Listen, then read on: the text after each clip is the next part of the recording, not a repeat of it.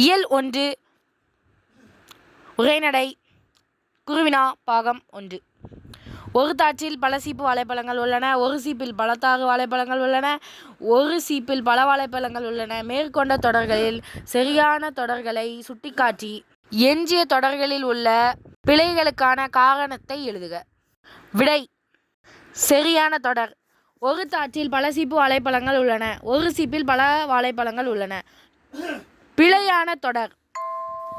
ஒரு சீப்பில் பல தாறு வாழைப்பழங்கள் உள்ளன. பிழைக்கான காரணம்: சீப்பு என்பது வாழைத்தாற்றின் ஒரு பகுதி. தாறு என்பது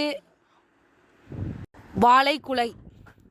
ஒரு தாற்றில் தான் பல சீப்பு வாழை எனவே ஒரு சீப்பில் பல தாறு வாழைப்பழங்கள் உள்ளன என்பது பிழையான தொடராகும்.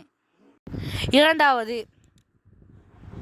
சொல்வளத்தை உணர்த்தும் நெல் வகைகளின் பெயர்களை குறிப்பிடுக.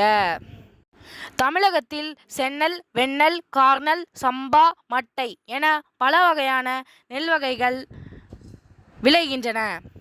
அவற்றுள் சம்பா நெல் வகைகளுக்கு சில பெயர்கள் அமைந்துள்ளன.